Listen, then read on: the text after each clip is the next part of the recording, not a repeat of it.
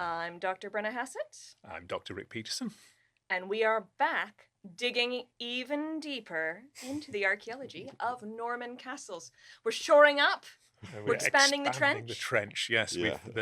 We had such a good chat last time, and there was so much we didn't cover last time that we've got even more questions for Jim, so he doesn't get to escape from his simulated job interview ambience. Remain on that side of the table, Jim. I think. So we were just in the last sort of chat. We were talking about we'd almost invaded Northumbria. Yes, we had. Oh, yes, us as the Normans we'd actually invaded Northumbria. It's Cumbria that were. Oh, so it's Cumbria that's Cumbria. Strathclyde and Cumbria, which we discussed at the end of the last podcast, isn't it? So maybe just to recap that, it's just what is the kingdom of Strathclyde and Cumbria? So everyone knows that the kind of Anglo-Saxon England grew out of a number of different little kingdoms. So you had Wessex, you had Mercia, Northumberland. And Northumberland was actually used to cover the whole of the north of England. So you got Cumbria and what is now Northumberland. But in the 900s, there seems to be a breakup that occurs, and there's invasion from Scotland. Although it's not the Scots, it's actually Strathclyde at this point in time.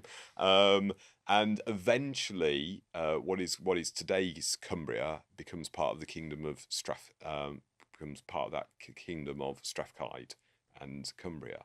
So when William I first invaded England, that was not part of England.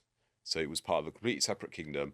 It was in effect ruled by a client king under what was then the Scottish kings. The Scottish king actually kind of in effect called the shots. Yeah, yes, Scottish king called the shots. So it's not actually until William's son, William Rufus, because they hadn't learnt about adding numbers at the end at that point. Numbers are challenging, particularly when you write them in Roman. Yeah, that's true. So William II, known as William Rufus, he is actually the Norman. He's the king that invaded Cumbria. William Rufus, he marches on Cumbria, invades Cumbria in 1092. So that's when actually Cumbria becomes part of Norman England at that time. Is he starting from here? He is not starting from Lowther. I am pointing, by the way, at the beautiful image of the slot trench through Lowther Castle, the real one, as we established last time, not the big stone thing or the thing with awesome slides and a net and a series of sort of crazy walkways for small children. So he did not, in fact, start from Lowther Castle. No, he would have started from further south. So we've got text from the Anglo-Saxon Chronicles, which I'm going to read out so that I don't get it wrong. In this year, King William went north to Carlisle with great levies, restored the town, built the castle. He drove Dolphin, who had formerly ruled that district, and garrisoned the castle with his men, and thereafter returned hither southwards, sending very many peasants there with their wives and livestock to settle there and till the soil. And that's basically it. That's all we got. Is we know William Rufus basically invaded, and at that point sent men kind of further north to settle the land. So that guy, Dolphin or whatever his name is, he was the client king of the Scots, and he's now been kicked out. So now it becomes part of the, or at least under the control of the Anglo-Norman authorities. Yeah, it does come under control kind of Anglo-Norman authorities at that time, and it looks like there's a possibility that Ivo, who's the High Sheriff of Lincolnshire, basically gets installed to control that bit of Cumbria. Yeah, so good news, you've got promotion. Bad news is it's nearly in Scotland. Yes. Yeah. So you've gone from northern France, and you're now in the northwest of England, where it's a little bit cooler, I would say, and damper. So, having in the previous episode posited an Anglo-Saxon peasant owning precisely 3 pigs, yes, recorded in the Domesday Book, have I been moved? Have I been the opposite of extirpated, which is my favourite word? Extirpated is when sort of medievally people kick you out of a village, but the opposite of that, where you get settled. Well, this is the really interesting question, because it's just that one line in the Anglo-Saxon Chronicles that basically say that people were moved, peasants and cattle were kind of moved up there. But the possibility is that actually this is people from Lincolnshire or that part of the country being moved up to settle parts of Cumbria. Are they coming with their sheriff friend? Yeah. Well, I think yes, and presumably there's it's like, hey, who likes hills, guys? Who likes hills and water? Yes.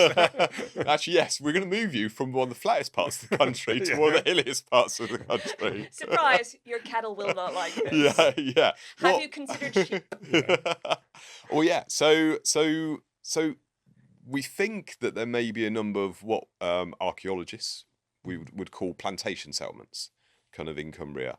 So if we look at kind of Norman castles down south, then an awful lot of them are placed where there are already settlements. And actually, you've got people being very upset about parts of their town being destroyed, so a castle can be plonked on top of it. Whereas nobody likes sort of building. There are planning objections. Yes. No matter. Urban renewal. Yes. Yeah, urban planning problems go all the way back to William I. He had a very different way of dealing with it. Again, we discussed the herring of the north. Yeah. Probably not the process that sort of your local council is currently allowed to take. Yeah. So it looks like in Cumbria that actually what we've got is the establishment of these fresh kind of settlements.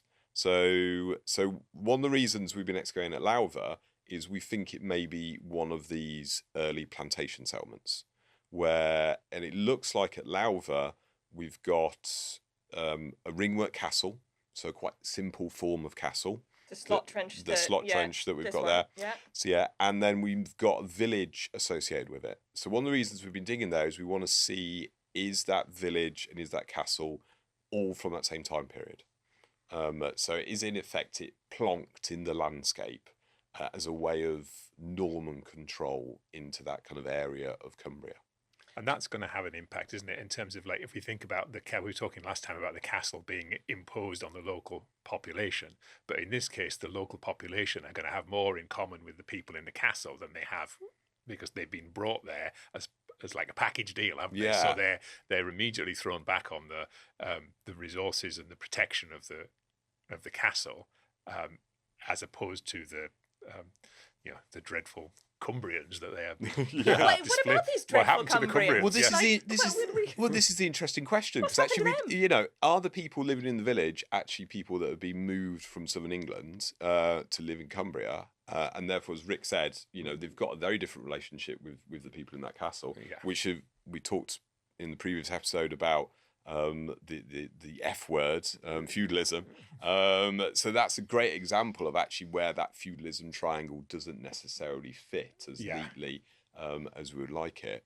And what's actually going on with the Cumbrian population. The only place we know where there is in effect a castle that's built where there looks like there is still some sort of settlement is Carlisle. So Carlisle Castle kind of is the first one we have records for being built, and it looks like that's a Motte and Bailey castle to begin with, and then gets later a stone keep kind of added to it, whereas Lowther here is a much simpler kind of ringwork kind of castle that we've got. Which one is the castle you can see a McDonald's from? I've been to a lot of Lake District castles in settlements, and I just like to point out: is it Penrith? Penrith is the one you can certainly see several supermarkets and the railway station. Yes, is it Penrith Castle that is right next to McDonald's? It is Penrith Castle that's next door to McDonald's. Yeah. I feel that when choosing a settlement to put your Motte and Bailey Castle, it's just if you ask my children, the presence of McDonald's is going to be. But Penrith Castle is a really interesting one because it's a much later castle. So Penrith is 1400s. So that's in effect the renaissance of castles. We get these stone castles being built in the 1400s. So it's a much later castle. So when is the ringwork castle at Lowther built? That's a really good question. Oh, we don't have that answer yet. Well, Someone sponsor Jim. we do have that answer. So we've been excavating there for 3 years, and actually I should very much thank the Castle Studies Trust for helping to fund elements of the excavation. And part of that excavation is to answer that question. So you can see on the picture here, we've got this nice slot trench going all the way through this earthen bank. So this earthen bank is on the northern side of our ringwork castle. And you can think of the ringwork as like a donut. So in effect, it's a mound of donutted earth. It's actually built up on the inside as well. So they've built up the interior as well as this mound of earth. But the reason we've put this slot trench in is not because I like to make students work hard. It's good for them. It is good for them, and I do have a slight reputation to maintain in making sure that students work quite hard on excavating their trenches. But we're looking for dating evidence. That's what we're looking for. So we have some documentary evidence for the castle being in existence, but that earliest documentary evidence we have is from the 1200s. So we wanted to see, is it actually a much earlier castle? So is it dated from that initial invasion of Cumbria, which was 1092? And the only way we can find that out is archaeologically. So we put a slot in, and this slot here is a beautiful example, and we excavated it, and what we found is a series of build-up layers. And actually the layers that, for me, as someone that now is quite interested in castles. Only now. Only now. I mean, it's been a long episode. It has been a long episode. But it's a series of stone layers, and then earth, then stone, then earth. So it's not as simple as just dig some soil and build it up, because actually that would just create quite a muddy mess. Have you never built a sandcastle? They are really not long-term structures. They're not long-term structures. So the stone is in there to help drainage and help basically solidify kind of this earthen structure, which is why down at the bottom near the students you can see these big large bits of stone where some of the context has been removed, and we found not a sausage. In our first year we excavated this trench and we didn't find a thing, which beautifully illustrates the wonderfulness of archaeology. It might also be to do with the speed of construction as well, isn't it?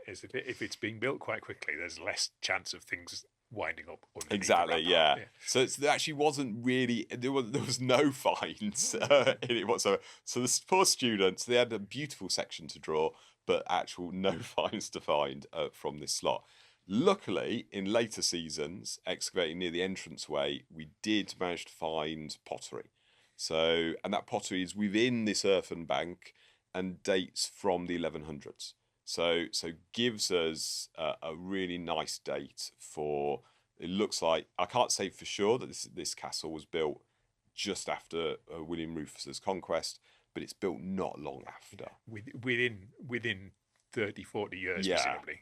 Yeah, within 30, 40 years, this castle has been built. So it's one of the earliest castles that we've got kind of in Cumbria. Why do they put a castle at Lowther in particular? Obviously, they've got lots of places.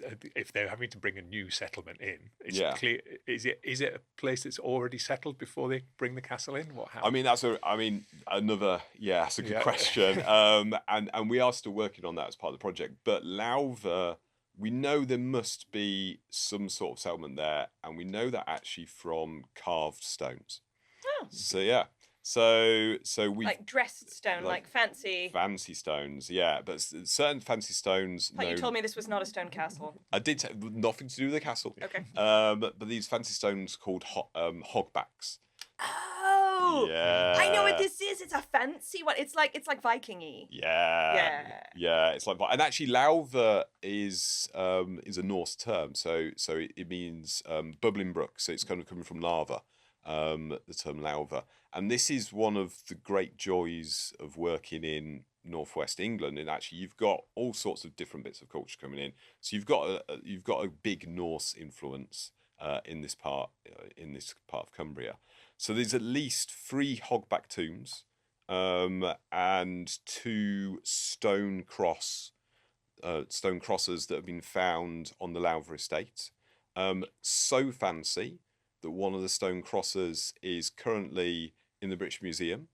And good enough for the British Museum to steal. Yeah. It's not only good enough for the British Museum, or to be fair to the British Museum, they bought it. So not only good enough for the British Museum, but good enough that actually it's in the central courtyard of the British Museum. So if you go and see the stone cross that's in the central courtyard of the British Museum, near a very other famous stone that has lots of different inscriptions upon it. It's the one with the trick question that I always ask my first years, isn't it? What's the trick question? Is it the one that got nicked from Egypt? Yeah. Yeah, so it's the Rosetta Stone. Yeah. So how many languages are on the Rosetta Stone? 3. No, because the French scribbled on it. Was it 4? Is that just like the equivalent of like an accession fine number, accession number, context number? And I'm not actually sure. I have not actually Googled that recently. So, but there are additional marks, not just I did not know that. Yeah. Oh, okay. Yeah, there you go. So in the if you go out by the Rosetta Stone, just in the courtyard, is this absolutely gorgeous remains of a stone cross that was found at Lowther. So we know that these date from kind of 8th to 10th century. So there's some sort of really important kind of settlement at Lowther kind of around this time. The problem we have is we haven't yet found it. Is it under the giant fake castle or under the other place castle? Well, I don't think if it's under the giant fake castle, then it's been long destroyed, because that giant fake castle is free. There's another 2 versions below that. So one of the reasons, because we're excavating here, is to see if part of that settlement is around where the Norman castle and village is. It doesn't appear to be. So project-wise, we're currently expanding to try and see if we can identify where that kind of settlement might be. It could be there is a church at Lowther, and it could be actually that it's in effect it's underneath what is the modern-day church, and it might not be that much of a settlement. It might actually just be that there's an important kind of early Christian centre kind of there at Lowther. So it might be like a church or a monastery or something. Yeah, like a church or a monastery. Yeah. And the whole Lowther area is just south of Emont Bridge, so which of course to me is very important. Yeah, why like everyone says like big fancy things are happening at Lowther. You got your castle, you got your very fancy stone. So why? So what? Yeah, where is this in terms of position that everybody must leave their fancinesses there? Well, yeah. So we work from Penrith. So Penrith, where McDonald's is, which has a great castle by the Penrith train station. So know it very well because that's where I get my train in the morning. So just south of Penrith, is Emont Bridge, and then just south of that is going along the River Lowther. Basically, you kind of get to Lowther itself. But the whole of that kind of Eden Valley area is got tons and tons of archaeology from all sorts of different time periods. So here we're talking about Normans, but there are Neolithic henges. There's a Roman fort. It seems to be actually almost kind of a little bit of a crossroads. And when we talked about the kingdom of Cumbria and Strathclyde, one of the suggestions is that area, that Emont Bridge area, is probably a boundary for that kingdom of Cumbria and Strathclyde. And it might be, we're coming up to an anniversary, but in 927, Aethelstan had a big meeting there with a whole load of other kings, and basically was proclaimed King of England, and the very first King of England at Emont Bridge. Who knew? Yeah, it's all happening on the River Lowther. It's all happening there, and that's also the point at which the kingdom of Strathclyde and Cumbria becomes like that. Yeah, recognised as something separate from it is, yeah. So one of the kings there is the king of the kingdom of Strathclyde and Cumbria. So that's kind of going backwards in time, but it could be that actually that is why this Norman castle is there. So it could be that region that area has settlement and is an important kind of crossroads kind of area, and therefore to install kind of Norman administrative control, what you do is you place a castle there, and then you place a village kind of with the castle, with the people that you've maybe moved from the south to kind of be there kind of at that castle. With their Anglo-Saxon flavoured pigs. With their Anglo-Saxon, yes, with their Anglo-Saxon flavoured Anglo-Saxon flavoured pigs. I don't know. I don't do some archaeology. So that's in terms of like the understanding where you're going with the wider project, that it's like as you spread out into the landscape, you could potentially be encountering things that are both earlier than the Norman castle, but also things that are later that follow on from definitely. So we know close by there is Roman settlement very close by. There's possible Iron Age settlements, and we're looking for that kind of earlier medieval kind of Norse kind of settlements.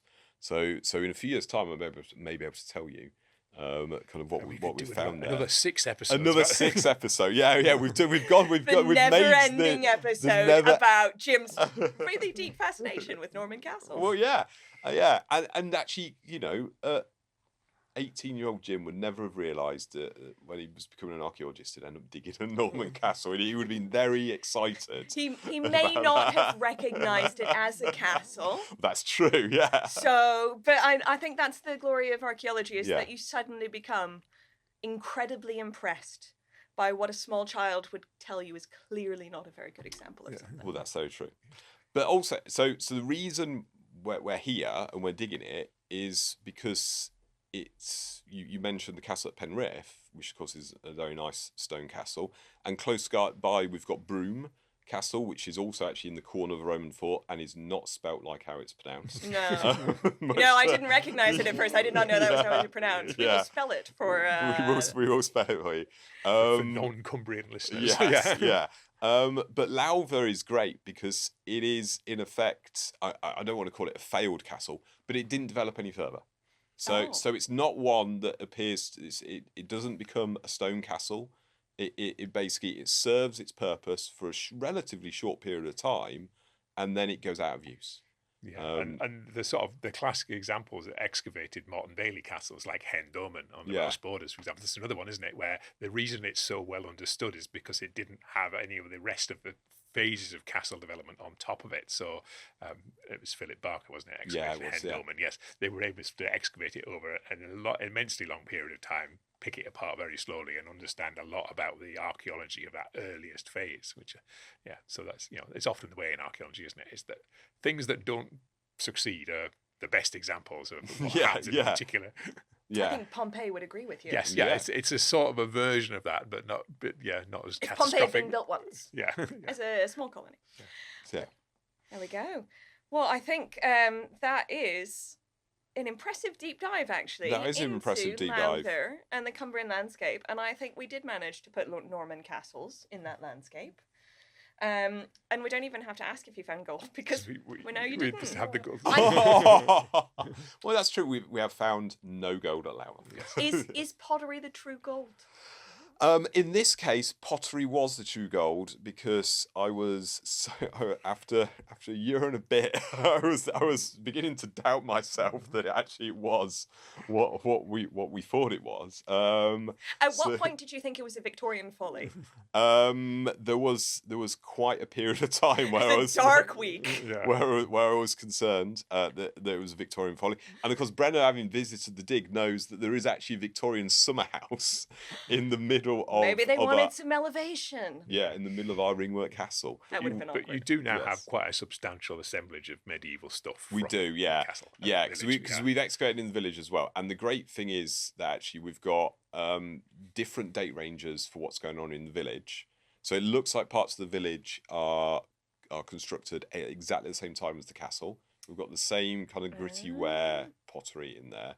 And then the castle is probably going out of use in the 1200s, but the village very much stays in use all the way up until I think 1682, where the then Sir John Lowther decides. Is he the evil one? There are no evil Lowthers. Right, good. I think I'm contractually obliged to say that. He as any family with a very long history, I'm sure there's bound to be people that have colourful lives. Colourful lives, yes. So John Lowther, he cleared the village. It was part of a trend of wanting a extirpation, as I mentioned. This is my favourite. It's that idea of suddenly you've got all these ideas from Italy about what a garden should look like, and it doesn't involve being able to see people growing food. No, it really does not. Yeah. There are pigs in my gardens. I know we moved you here from Lincoln 1,000 years ago, and no. Yeah, but to turn it back to the very original question, what is now 2 podcasts ago. Good. In terms of what is a castle, that's a classic example that these structures are evolving all the time. So Lowther currently is referred to as Lowther Castle, the building that's there. But it's still that kind of high status residence, and that's what John Lowther was doing when he was clearing it. He was producing what should be a display of his high status kind of residence, just as kind of this ringwork castle is displaying kind of Norman control and kind of Norman status. He was displaying his control and his status at that point in time. Which one would you like to invade Cumbria from? Well, I think, I quite like actually an earth and timber ringwork castle. Slightly fond of them, but they're also quite small, so you could fit more people into the later stately homes. There are some. There's a long, complex history of the use of that site, isn't there? The later stately home. There's a lot of outbuildings, and there's an awful lot. An awful lot of outbuildings. I mean, in terms of the history of Lowther, that's another podcast in itself. So, and they've got a lovely informative video which clearly shows the pig farm at one point. So yes, it is a complicated. There is a pig theme running throughout this. I think pigs have been the theme. Yeah. There we go. Well, thank you very much to Dr. Jim Morris for telling us even more about Norman castles, very particularly the Norman castle at Lowther. I've been Brenna Hassett. I've been Rick Peterson. And this has been the Archaeology of Norman Castles again. Part 2. Thank you for listening to the Archaeology of. You can watch the show on our YouTube channel and on Spotify. Please subscribe wherever you get your podcasts, and if you'd be kind enough to leave us a review and rating, we would really appreciate that. See you in the next episode.